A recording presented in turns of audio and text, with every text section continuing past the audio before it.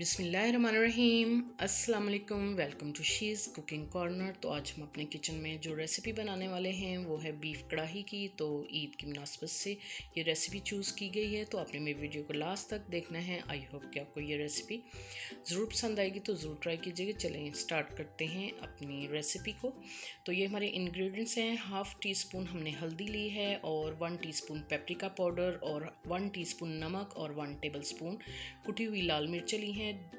2 teaspoon हमने लिया है कसूरी मेथी और 1 टीस्पून ज़ीरा और खुश्क धनिया कुटा हुआ, और 1 टेबल स्पून हमने लिया है काली मिर्च का, उसको भी कूट लेना है मोटा मोटा, और हाफ़ टी स्पून गरम मसाला पाउडर और 1.5 टेबल स्पून यानी 1.5 टेबल स्पून फ्रेश लहसुन अदरक का पेस्ट, और 1 टेबल स्पून हमने लिया है धनिया, और 1 टेबल स्पून ही हमने पुदीना, और 2-3 हमने हरी मिर्चें ली हैं। हाफ़ कप ऑयल का लेंगे।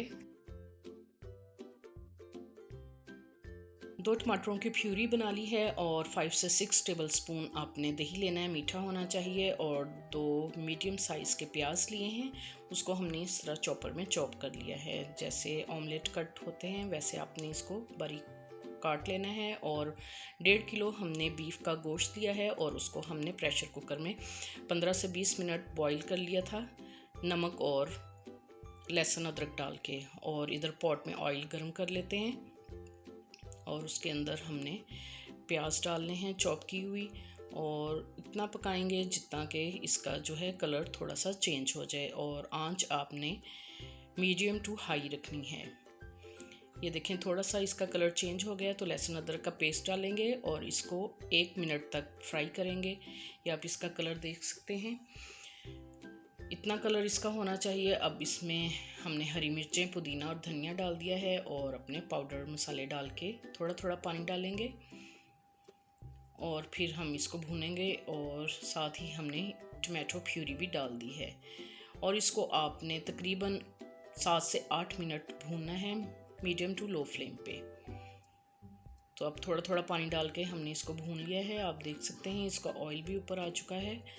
तो अब हम जो है बॉईल किया हुआ अपना जो है बीफ इसमें डाल देंगे, और इसको तकरीबन हम 5 से 6 मिनट हम मीडियम फ्लेम पे इसको भूनेंगे। थोड़ा थोड़ा पानी डालेंगे, और इसको हम 5 से 6 मिनट तक अच्छी तरह से भून लेंगे, और फिर हम इसको दम वाली आंच पे कवर करके पकाएंगे।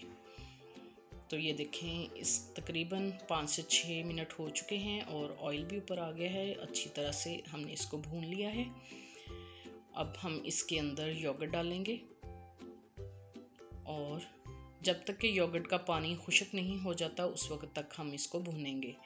और आपने चम्मच जल्दी से चलाना है इसके अंदर, ताकि दही का जो है वो दाना ना बन जाए। तो आपने अच्छी तरह से मिक्स करके दही का पानी खुश्क कर लेना है मीडियम टू हाई फ्लेम पे।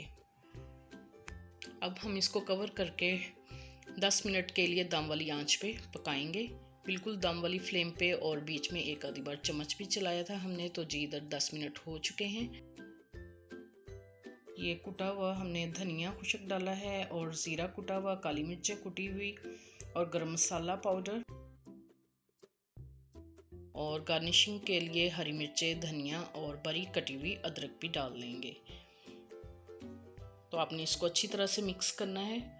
और जी अब हम आपको असेंबल करके दिखाते हैं डिश में। तो ये हमने बॉल ले लिया है, अब उसके अंदर हम आपको सर्व करके दिखाते हैं। ये देखें, आप देख सकते हैं इसका कलर कितना खूबसूरत है, और खाने में भी बहुत ही मज़ेदार बनता है। तो ईद पे आप स्पेशली ये ज़रूर बनाइएगा, तो आपके गेस्ट को ज़रूर पसंद आएगा। तो ज़रूर ट्राई कीजिएगा आप इसको। और अगर मेरी वीडियोज़ आपको अच्छी लगती हैं तो इसको लाइक करें, शेयर करें, और सब्सक्राइब भी करें अपने रिश्तेदारों में, अपनी फैमिलीज़ में। और बेल आइकन का बटन भी ज़रूर प्रेस कीजिएगा, ताकि मेरी हर नई आने वाली वीडियो का नोटिफिकेशन सबसे पहले आपको मिल सके। और ये बिल्कुल फ्री है। Thank you for watching. Next video तक के लिए अल्लाह हाफिज़।